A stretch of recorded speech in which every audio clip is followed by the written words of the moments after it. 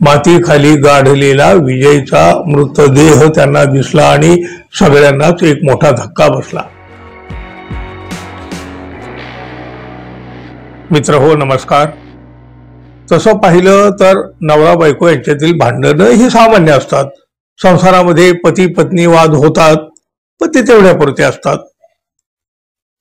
बदलत्या काळानुसार या भांडणाचं स्वरूप हे बदलत गेलेलं आहे। म्हणजे तसं बघायला गेलं तर बघा, पूर्वी पतीकडून पत्नीचा छळ होत होता, म्हणजे आता होत नाही असं नाही, पण अलीकडच्या काळामध्ये पत्नी ही पतीला आणि त्या कुटुंबाला सुद्धा छळते, अशा काही घटना समोर येतात। पतीकडून पत्नीची हत्या होण्याच्या अनेक घटना जशा समोर येतात, तसं अलीकडं अनैतिक संबंधातून प्रियकराची मदत घेऊन पत्नीच आपल्या पतीचा जीव घेते, अशा एकापेक्षा एक भयानक आणि तितक्याच थरारक घटना आपल्या समोर येत असतात। महाराष्ट्रातली एक अशीच घटना सध्या गाजवत आहे। मुंबईतल्या नालासोपारा इथं राहणाऱ्या एका पत्नीनं आपल्याच पतीचा जीव घेतला, त्याला घरातच खड्डा खोदून पुरलं, त्यानंतर कोणाला कळू नये म्हणून वरून फरशाही लावल्या। नवऱ्याचा मृतदेह जमिनीमध्ये गाडला गेल्यामुळे आता कोणालाच काही करणार नाही या भ्रमात ती होती। पण बघा, कितीही गाढलं तरी सत्य बाहेर आल्याशिवाय राहत नाही, एक ना एक दिवस ते समोर येतच, आणि इथंही तेच घडलं। विजय चव्हाण नावाच्या पतीचा मृतदेह घरातच पुरला गेला आणि 15 दिवसांनी या प्रकरणाचं, या गुन्ह्याचं सगळं भांड फुटलं।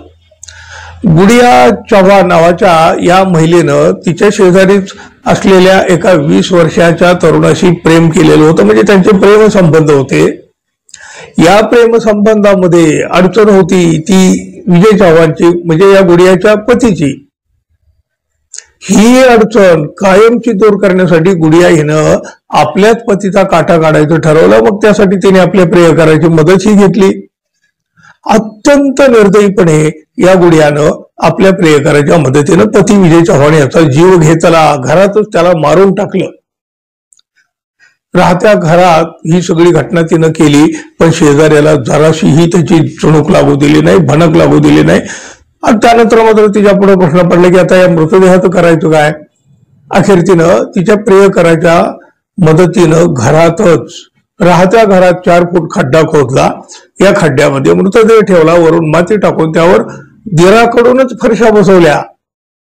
विजय चव्हाण घरात गाडला गेला होता, पण कुटुंबातील इतरांना किंवा शेजाऱ्यांनाही याची अजिबात ही भनक लागलेली नव्हती। जे ते गुडियाकडे चौकशी करत होते, गुडिया मात्र सतत त्यांची दिशाभूल करीत होती, काही ना काही बहाणे बनवत होती, काहीतरी कारण सांगत होती, गावाला गेले, इकडे गेले, तिकडे गेले। त्यानंतर घराला कुलूप लावून गुडिया आपल्या 5 वर्षा मुलाला घेऊन प्रियकरासह बेपत्ता झाली। तिचा प्रियकर मोनू शर्मा, लहान मुलगा आणि ती, असे तिघे मिळून ते दादरला पोहोचले। तिथून पुढे पुण्याला गेले आणि तिथं एका घरामध्ये बेकायदेशीरपणे राहू लागले। इकडं मात्र विजयच्या बेपत्ता होण्याचं गूढ वाढलेलं होतं।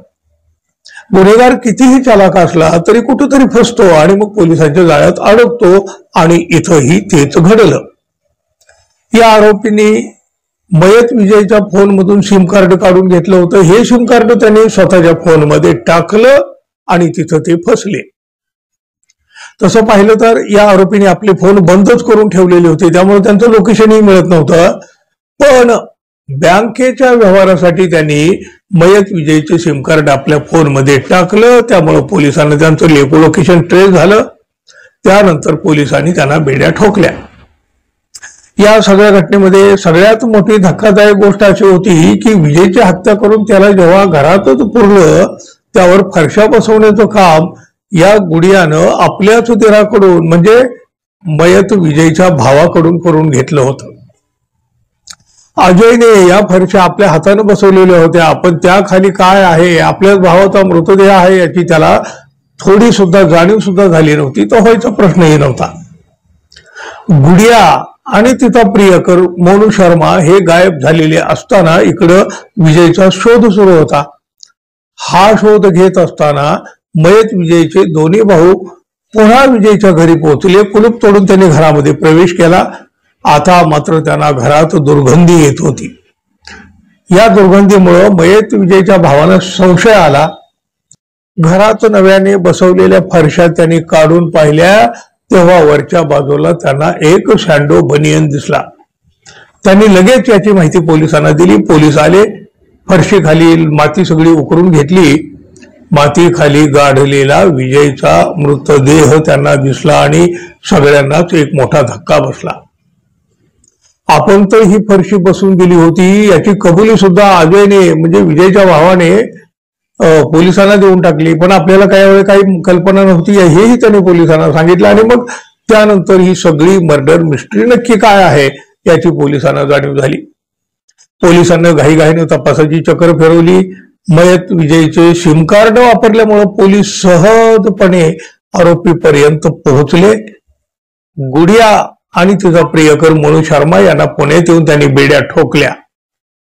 अत्यंत हुशारीनं त्या दोघांनी मिळून या विजयला संपवलेलं होतं. पण त्यांच्याच एका चुकीमुळे ते पोलिसांच्या जाळ्यात अडकले. बघा, गुन्हेगार कितीही चालाक असला तरी कानून के हात बहुत लंबे होते हैं हेच खरं.